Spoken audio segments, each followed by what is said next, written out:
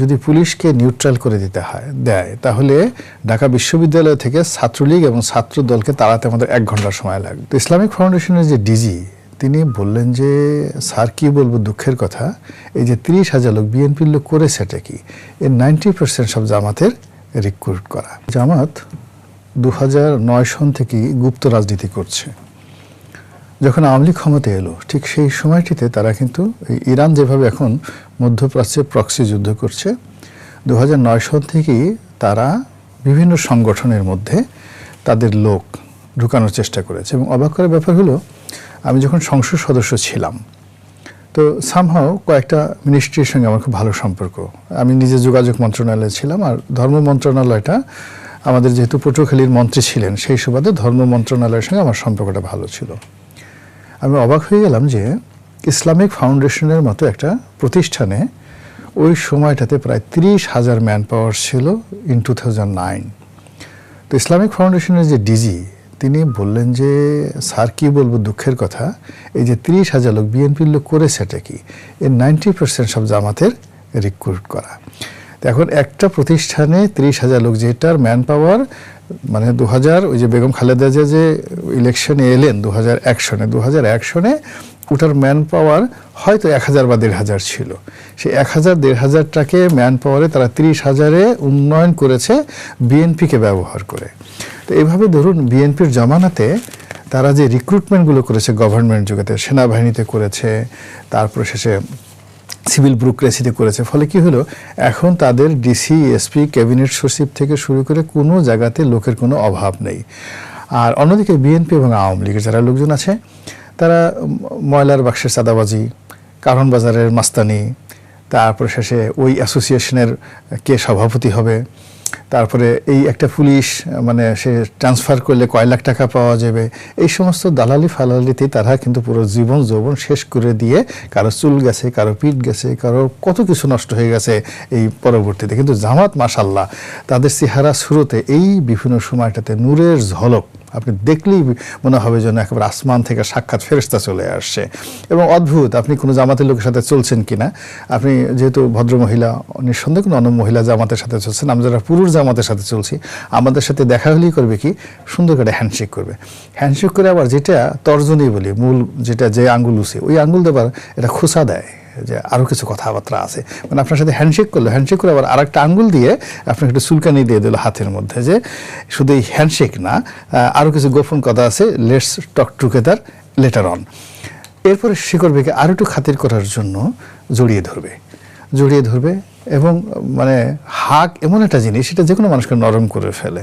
একজন হুজুর তারপরে পকেট থেকে আতর বের করে আপনার দাড়িতে, মোবারকে, চুলে বা হাতে একটু আতর লাগাই দিবে। এরপরে আপনাকে যদি খুব ফ্রুটফুল মনে করে আপনার বাসাটা জায়নামাজ পাঠাবে, একটা কোরআন শরীফ পাঠাবে, একটা তসবি দেবে, এরকমভাবে তারা বিভিন্ন কাজ করে।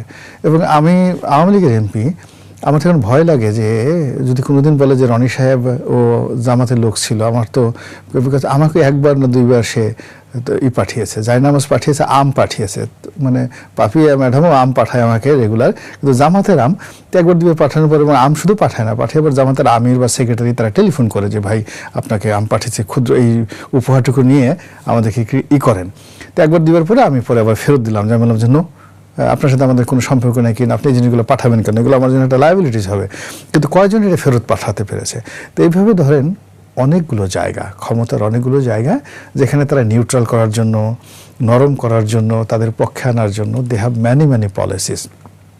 তো সেই পলিসিগুলো করে জামাত আজকের যে অবস্থাতে এসেছে, তাদের ধারণা হয়েছে, দে ইউজ টু বিলিভ যে তারা এই রাষ্ট্র পরিচালনা করতে পারে।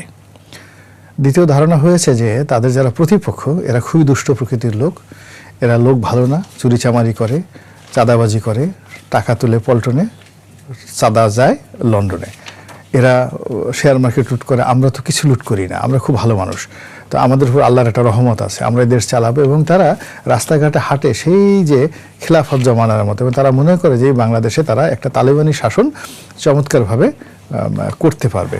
তো এই যে বিশ্বাস এবং অবিশ্বাসের দোলা, সেই দোলার মধ্যে যে তারা বিভিন্ন মানুষকে তারা কাছে নিচ্ছে, যেমন তারা এনসিপিকে নিচ্ছে, এখন আমরা এনসিপিকে নিয়ে কথা বলছি, কিন্তু আপনি যদি লক্ষ্য করেন একেবারে ডে ওয়ান থেকে আমরা যারা মিডিয়াতে আসছি আমরা সবাই বলেছি যে এরা জামাতের বাই প্রোডাক্ট। এমনকি অনেকগুলো আন্দোলন হয়েছে, যেমন ধরেন এই কোটা বিরোধী আন্দোলন, এই কোটা বিরোধী আন্দোলনের আমি কোনো নাম মেনশন করে বলবো না, এটা ফর্মুলেটেড বাই জামাত।